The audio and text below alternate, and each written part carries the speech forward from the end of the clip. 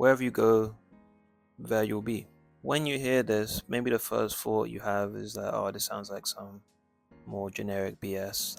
And I can't blame you. That would probably be my fault as well if I was as cooked as you are. The only reason I'm making this video is because I was reading a book that has the same title as this name. No, it has the same name as the title of this video. You know how we all think about wanting to have friends and wanting to have good company around us? Something we often forget is that the best company that you can have and the most reliable company is yourself, because you're going to be around yourself more than anyone else. But we don't often spend a lot of time making ourselves better company for ourselves. And what I basically mean by that is that we don't spend a lot of time making our thoughts, more of a pleasant experience. Because think about it like this. A lot of us seem to think that, if we had this amount of money, or if we lived in this certain area, or if we had X or Y, whatever it is, that suddenly our life will be better and everything will be sorted, and we'll become a different version of ourselves. And this is something I think humans just kind of do to almost gaslight ourselves into continuing with our bad behavior for lack of a better word. Humans, we will literally make excuses for doing the things that are clearly bad for us in the present, because we're waiting for something to change us, for maybe a certain experience to change us, or for us to be in a certain environment to change us. And I think this is a delusion that too many of us believe in, and something I definitely used to believe in too. There's been so many times in my life where I thought, once I do this thing, once I get maybe this amount of followers, once I have this amount of money, once I get this kind of job, then I'm going to change. I'm going to be a whole different kind of person. I'm going to be way better. I'm going to stop, doing this shit, doing that shit. And guess what? You end up right back where you were originally, because you are still the same person. And at the end of the day, that's what it is, isn't it? It's your identity. It's the way that you view yourself. It's your behaviors. It's your thoughts. These are the two things that determine who you are, because those are the only two things that you can control as a human. You control what you think and you control what you do. But too many of us fall into the trap of believing that what we do and what we think are out of our hands, and that we're victims of our environment, and it's our environment that needs to change, not us. So again, I go back to the original statement: wherever you go, there you'll be. You can change your whole environment, be in a whole different kind of place, but if you're in the same mindset, then you haven't really left anywhere. You're still having the same sort of thoughts, you're still doing the same sort of actions. And it's something that I find very frustrating, because I find myself still doing it. For example, right now, there's a part of me who is kind of waiting to become this ideal version of myself once I have my own space, for example. So that's something I'm working towards, of course.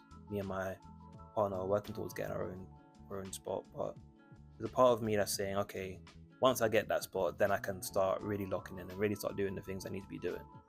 And I know that's an illusion, because once I do get this new spot, unless something in me changes, unless I actually decide to be that person, I'm still going to have the same excuses. And I think this is something probably you can relate to as well. There's probably been times in your life where you've really been convinced that you're going to stop being a piece of shit once you did X or Y, and then you do X or Y, and then you move the goalpost further ahead. And I think one of the reasons that we do this is because a lot of us are actually really frightened and definitely afraid of change.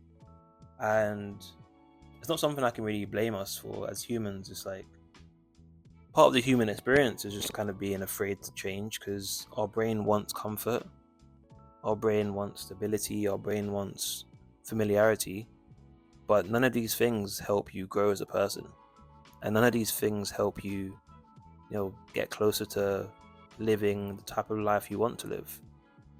Realistically, if you never had a challenge ever again in your life, from today until the day you died, you'd have nothing you'd have no character development.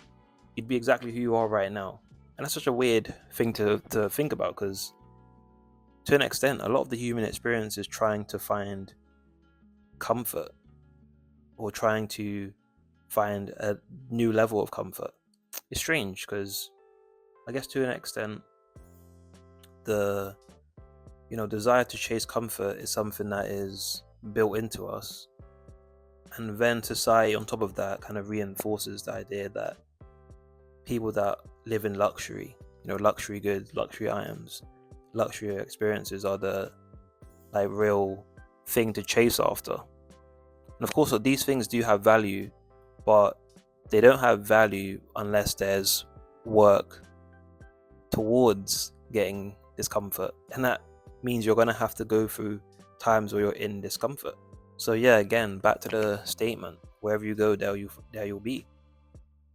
Which again means that when a lot of us feel like we are not the problem in our lives, a lot of us feel like our environment is the problem. The fact that you live at home is a problem. The fact that you have to share your environment with other people is a problem. But really, it's your perspective of your situation which makes it a problem. Because someone else could be in the exact same situation that you're in right now and could have a very different perspective on it. Like someone could have your exact life and either be on the verge of wanting to end themselves, or be the most fulfilled they've ever been. This is all about perspective. And that's the only thing that we can really control, and the way that you get close to being able to control your perspective is giving yourself time to reflect. This is something a lot of us don't do simply because it's uncomfortable. Again, there's the chase for comfort that all of us as humans have. This chase for comfort really does distract us from being able to focus on changing our perspective. Because when you think about it like this, your perspective literally determines the quality of your life.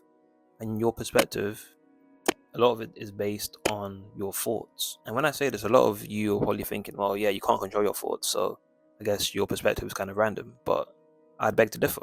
I'm someone who's gone through periods in my life where my thoughts were working against me, where I thought like my thoughts were my worst enemy and that I couldn't trust my thoughts. And I was correct. I couldn't trust my thoughts because my thoughts had been poisoned by the bullshit that I was listening to.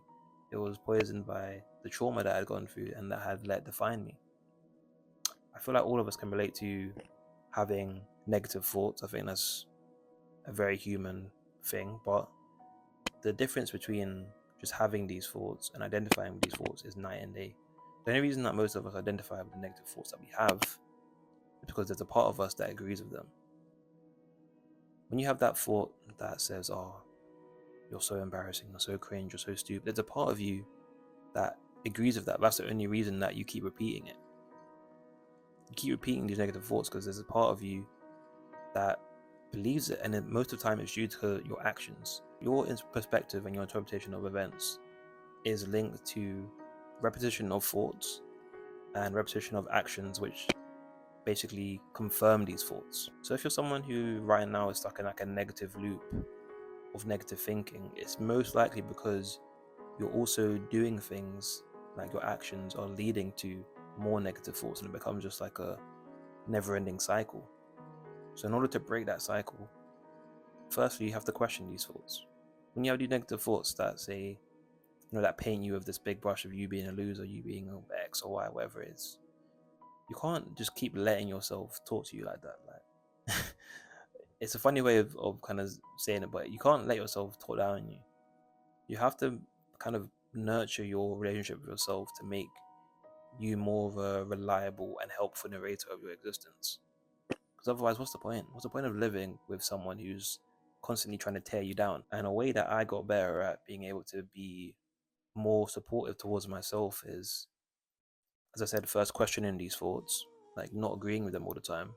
Because let's be honest, our thoughts, they're not always going to be accurate for the most. Let's be honest, most of the time they're complete bullshit. But the only reason that you are so easy to accept these negative thoughts is because it's comfortable to accept negativity because you're used to it.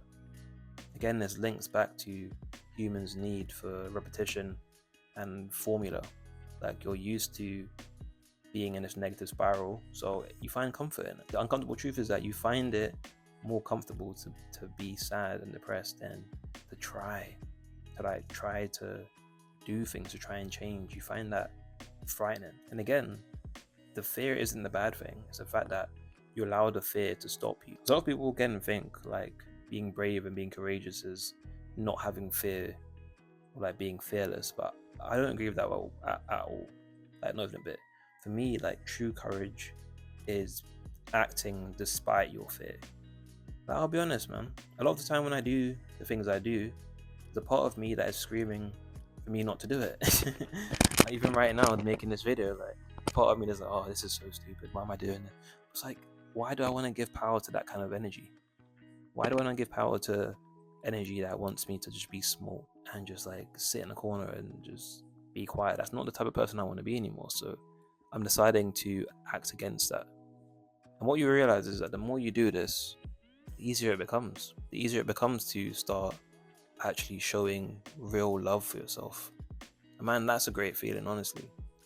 I can say right now that I really do love myself. And the only reason I can say that is because I have actions to prove that. I look after myself on a daily basis. I look after my mental health.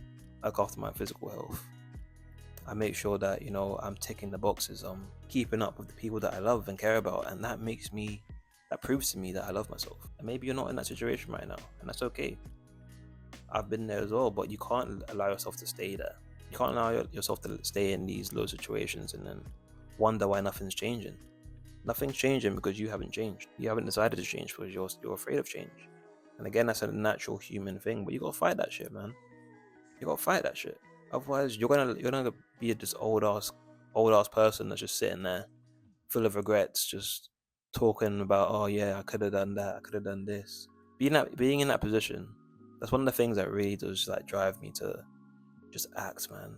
Like thinking about being that old washed up guy who's just like telling stories of how he could have done this, how he almost did that thing, but then he let fucking fear and like the fear of being cringe on the internet stop him from doing shit. That's cringe. Being afraid of being cringe is cringe. But yeah, I've probably gone way off topic. As you can tell, that's something I do. I have undiagnosed ADHD, or is it ADD? I don't even know what the difference is. I don't even know what they stand for right now, but I think I have those things. Anyway, I think I covered a decent amount of things I wanted to say. So yeah, thanks for tuning in. Thanks for watching this. Hope you're having a good day. Hope your day is gonna be better after watching this video. Yeah. So cool. Love you. Speak to you later.